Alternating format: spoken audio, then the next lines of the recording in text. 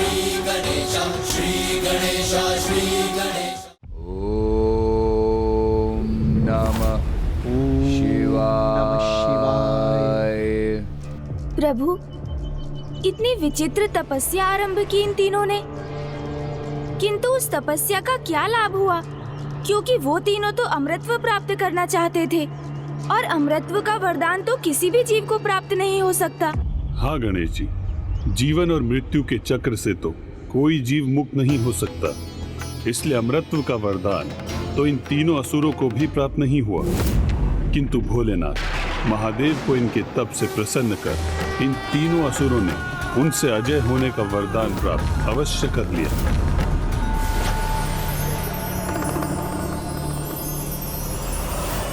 ओह, अब मुझे ज्ञात हुआ प्रभु, ये तीनों असुर पिताश्री के वरदान से सुरक्षित होकर अजय हो गए थे, इसलिए शक्ति से उन्हें क्षति पहुंचाकर पराजित करना असंभव था।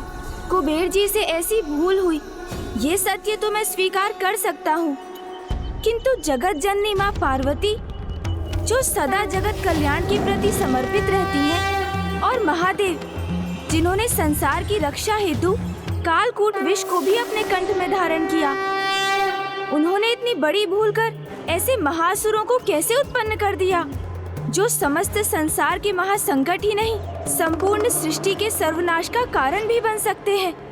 गणेश जी, माता पराशक्ति की इच्छा, उनकी लीला सर्वोच्च है। संसार में घटित होने वाली छोटी से छोटी और बड़ी से बड़ी घटना उन्हीं की इच्छा के अनुसार होती है। उनकी इच्छा के पीछे का कारण तो एकमात्र माता को ही ज्ञात है। इसलिए जब हमसे अकस्मात कुछ ऐसा हो जाए जो हमारे स्वभाव और इच्छा के विपरीत होने पर भी हमारे नियंत्रण के परे हो, तो हमें स्वीकार कर लेना चाहिए कि उसके पीछे माता पराशक्ति अर्थात सभी माताओं की माता की ही इच्छा है, और इस सत्य का सामना तो आपको भी करना होगा। मुझे प्रभु? आप प्रभु महादेव और माता पार्वती की भूल को तो देख पा रहे हैं गौरीपुत्र, किंतु उस भूल को नहीं जो स्वयं आपसे हुई। भूल हुई है मुझसे?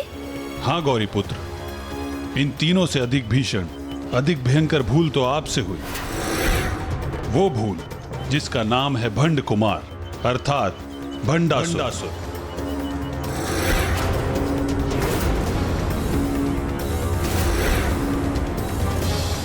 ओम नमः शिवाय, ओम नमः शिवाय, ओम नमः शिवाय, ओम नमः शिवाय, ओम नमः शिवाय, ओम नमः शिवाय, ओम नमः शिवाय, ओम नमः शिवाय।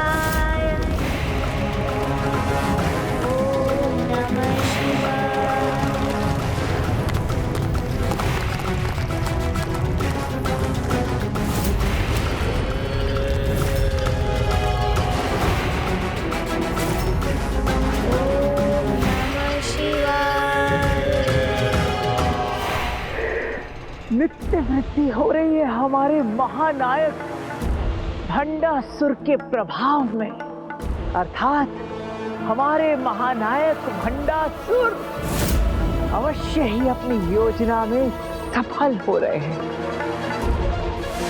ओम नमः शिवाय। तो अब हमें भी अपना नियत कार्य पूर्ण करना चाहिए। तुम दोनों का तो मुझे पता नहीं, पर मुझे जो करना है उसके लिए मैं तैयार हूं, तत्पर हूं।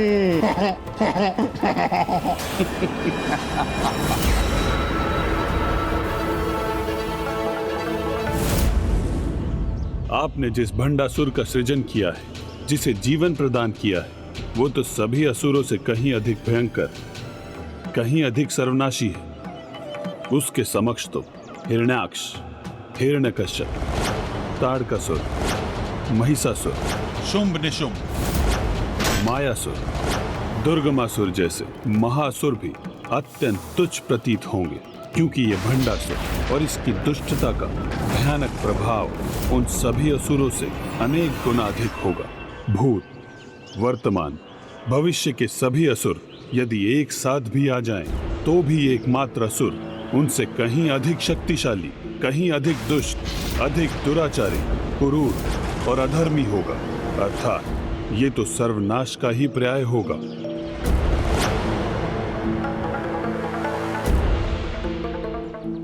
अपनी सर्वनाशी सत्ता मात्र एक ब्रह्मांड पर नहीं, अपितु अनेकों ब्रह्मांडों पर स्थापित करेगा। एक छत्र अंधकार रूपी साम्राज्य होगा इसका, और उस साम्राज्य का विस्तार एक बार होगा तो वो निरंतर बढ़ता ही जाएगा।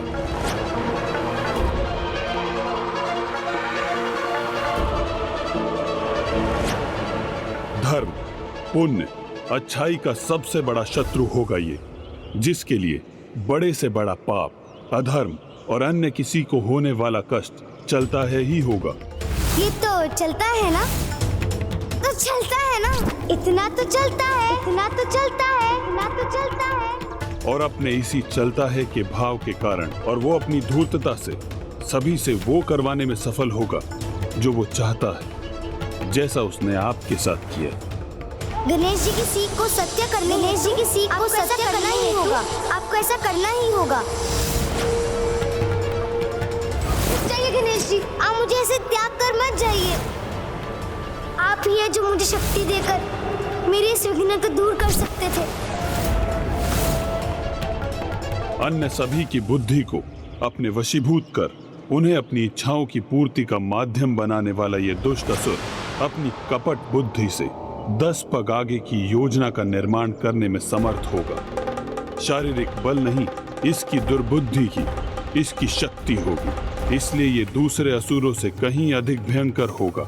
और जिस प्रकार एक भूखे सियार से भयभीत होकर एक खग वन के किसी एकांत स्थान में छिप जाता है, उसी प्रकार भंडासुर और उसकी कुटिलता से भयभीत, आतंकित संसार की समस्त अच्छाई संसार के किसी ऐसे एकांत स्थान में जाकर छिपने पर विवश हो जाएगी, जहां उस पर कभी किसी की दृष्टि नहीं पड़ सके। इस प्रकार वो एक अनंत अंधकार के साम्राज्य का अधिपति बनेगा। ऐसा भयानक अंधकार जो कदाचित धर्म के प्रकाश को फिर कभी उजागर न होने दे, जिसके कारण मेरा, आपका और अच्छाई की शक्ति के प्रति समस्त देवी देवताओं का अस्तित्व संकट में आ जाएगा। और ऐसा मात्र एक ब्रह्मांड में नहीं, अनेकों ब्रह्मांडों में होगा।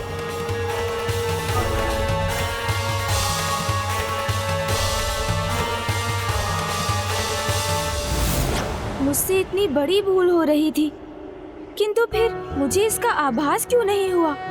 गणेश जी, आपके इस प्रश्न का उत्तर भी माता पराशक्ति की लीला में ही निहित है।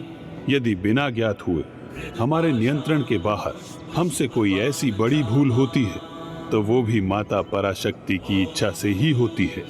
प्रभु, माता पराशक्ति की लीला अपरंपार है, अज्ञात है, किंतु क्या माता अपनी इस लीला से मेरी ही परीक्षा हेतु इस महासंकट रूपी महाअसुर भंडासुर से मुक्त होने का उपाय ढूंढने के लिए प्रेरित कर रही हैं? मुझे विश्वास है प्रभु कि माता ने इसीलिए मेरे मन में प्रश्न उत्पन्न किए और उन प्रश्नों के उत्तर पाने आपके पास भेजा। तो मैं भी इस अंधकारी भंडासुर को रोकने का अथक प्रयास करूंगा। आप कृपा कर इस कार्य में मेरा मार्गदर्शन करने की कृपा करें प्रभु। मुझे कोई उचित उपाय सुझाएं। गणेश जी, लोभ, मोह, काम, क्रोध, मद और मात्सर्य, ये 6 महाविकार जो भंडासुर की शक्ति के स्रोत हैं, जब ये पूर्ण रूप से उसमें समाहित होंगे तभी सर्वशक्तिशाली बनेगा वो। किंतु जन्म से उसमें 3 विकार अर्थात क्रोध, मद, मात्सर्य ही उपस्थित हैं। लोभ, मोह, काम की शक्ति वो लोभासुर, ममतासुर और कामासुर को अपने भीतर धारण करने पर ही प्राप्त करेगा। और ये तीनों भी तब तक अपने स्वामी को शक्ति प्रदान करने हेतु किसी न किसी प्रयास में अवश्य तत्पर रहेंगे। इसलिए यदि भंडासुर को सर्वशक्तिशाली अपराज्य भंडासुर बनने से रोकना है, तो आपको इन तीनों असुरों को रोकना ही होगा। मैं ऐसा अवश्य करूंगा प्रभु। लोभासुर, ममतासुर और कामासुर को भंडासुर का भाग बनने से अवश्य रोकूंगा मैं। जो भूल मैं कर चुका हूँ उसे सुधारने का तो एक ही उपाय है मेरे पास। इसलिए हे प्रभु, मुझे आशीष दीजिए कि मैं किसी भी प्रकार इन तीनों असुरों द्वारा भंडासुर को पूर्ण होने से रोकने में सफलता प्राप्त करूं।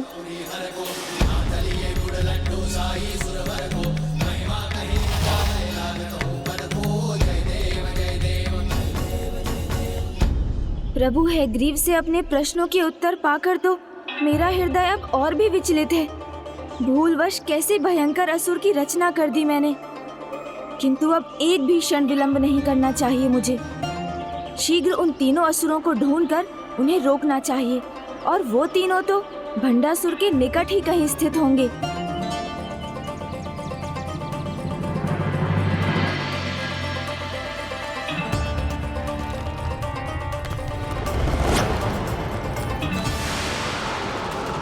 कम अवधि में ही इतने अधिक तपोबल का संचय कर लिया इस भंडासुर ने। इस प्रकार तो प्रभु हैग्रीव की भविष्यवाणी सत्य हो जाएगी। मुझे शीघ्र ही कुछ करना होगा। गणेश, शीघ्र मेरे साथ चलो अनुज, क्योंकि देवताओं को हमारी अत्यंत आवश्यकता है। क्योंकि अनुज, देवताओं पर एक अज्ञात संकट छाया है। किसी ने देवताओं के अमूल्य रत्न चुरा लिए हैं, वो रत्न जो उनकी शक्ति के स्रोत है। और इतना ही नहीं अनुज, उस धूर्त चोर ने सभी इच्छाओं की पूर्ति करने वाले कल्प वृक्ष, माता कामधेनु और दिव्याश्व, उच्च श्रेवा का भी अपहरण कर उसे अपने साथ ले गया है।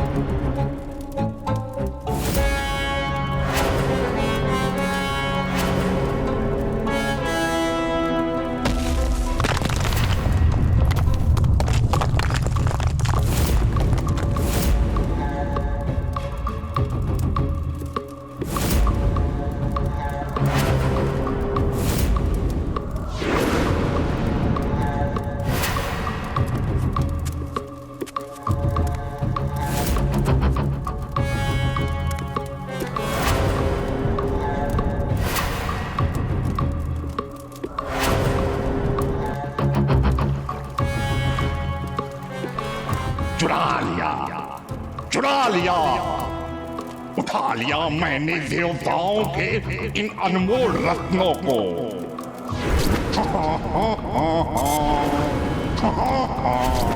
अब इन्हें यहीं सुरक्षित करूंगा मैं।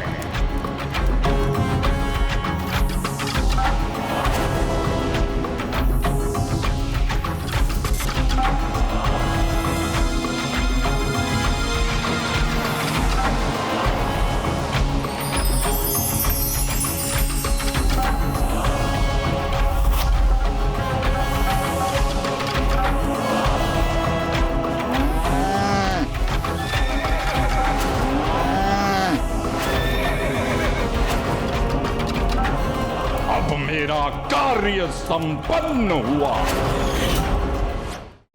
किसका कार्य हो सकता है? ना तो इसका किसी को ज्ञान है और ना ही कोई संकेत।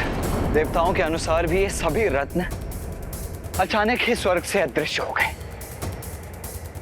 और जिसने भी ये कार्य किया है वो पूर्ण रूप से अज्ञात है। तो मैं भी उस चोर को कैसे ढूंढूं? मुझे इन पद चिन्हों को देखकर कुछ आभास हो रहा है।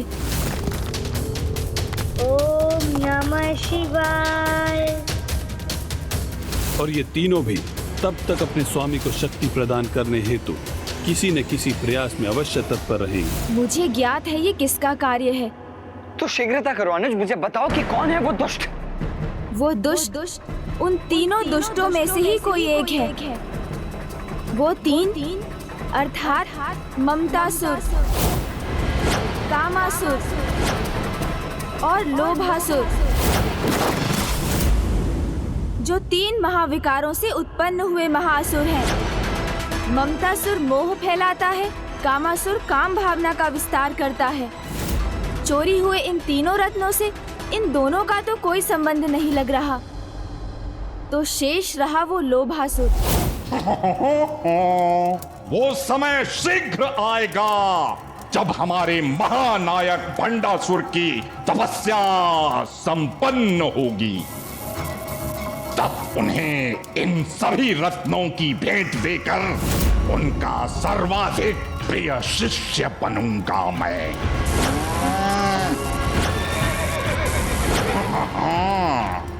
क्योंकि ये इच्छा पूर्ति करने वाली कामधेनु गौ माता केवल दुग्ध ही नहीं देती, अपितु किसी की भी मनोकामना तत्काल पूर्ण भी कर देती है। ये कल्प वृक्ष उन्हें दिव्य अस्त्र क्रूर पशु सेना देगा। और ये उच्च सर्व अश्व उनका दिव्य वाहन बनकर उन्हें अजय बना देगा। और जब इन सभी की भेंट मुझसे प्राप्त करेंगे महानायक भंडासुर जी, तो फिर उनके असुर सम्राट बनने पर तो उनका मुख्य सेनापति तो मैं ही बनूंगा। असुर सेनापति लोभासुर की जय। भैया, मुझे पूर्ण विश्वास है कि ये कार्य उस लोभासुर का ही है। लोभ उसका स्वभाव है और चोरी उसका कर्म। अनुज, यदि माता कामधेनु कल्प वृक्ष और दिव्य अश्व उच्च श्रेवा का अनुचित उपयोग हुआ तो देवताओं के साथ साथ समस्त सृष्टि पर भी अनिष्ट की छाया छा जाएगी। इसीलिए हमें शीघ्र अतिशीघ्र उन रत्नों को ढूंढकर उसे उनके उचित स्थान पर लौटाना होगा। वो लोभासुर अभी कहाँ होगा ये तो मुझे ज्ञात नहीं भैया, किंतु उसे कहाँ बुलाकर बंदी बनाया जा सकता है ये अवश्य ज्ञात है। और वो स्थान है कुबेर जी का राजभवन। मूषक जी,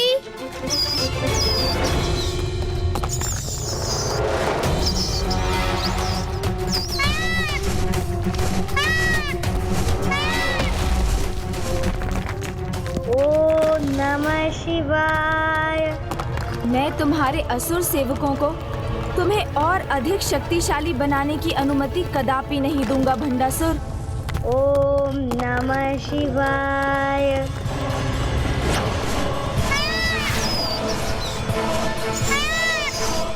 किंतु कुबेर जी का भवन ही क्यों अनुज गणेश? उसे वहीं बंदी क्यों बनाया जा सकता है? और कौन है ये असुर? वो सब मैं आपको मार्ग में बताऊंगा भैया। आपने ही कहा था ना, अधिक समय नहीं है हमारे पास, इसलिए अभी हमें शीघ्रता करनी होगी। मयूर जी,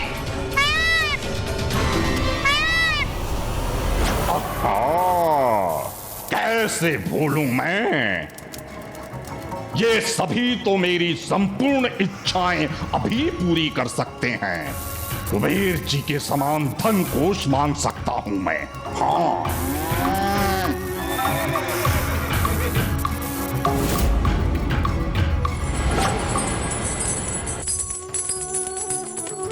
प्रणाम प्रथम पूज्य गणेश जी। प्रणाम कुबेर जी। प्रणाम देव सेनापति कुमार कार्तिकेय।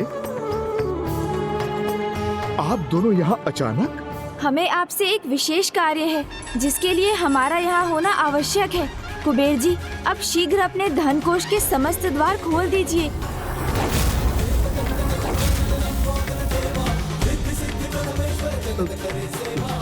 कदाचित मुझसे सुनने में कोई भूल हुई है, अन्यथा क्या मैं ज्ञात कर सकता हूँ कि गणेश जी आप मुझे ऐसा अनुचित आदेश क्यों दे रहे हैं? हाँ अनुज गणेश, तुम संसार के सबसे बड़े धन कोष के द्वार खोलकर उसे असुरक्षित छोड़ने के लिए क्यों कह रहे हो कुबेर जी से? जिससे मैं संसार के सबसे बड़े लोभी महासुर लोभासुर को अपने जाल में बंदी बना सकूं।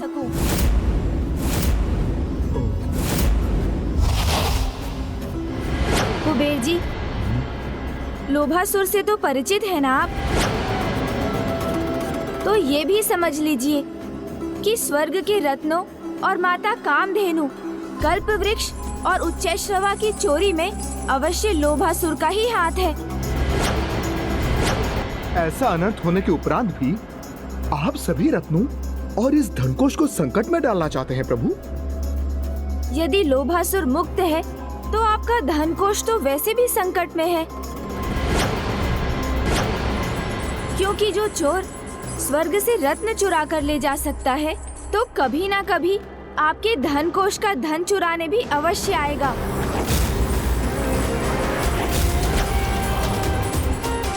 मुझे क्षमा करें गणेश जी, मैं आपका यह आदेश पूरा नहीं कर सकता।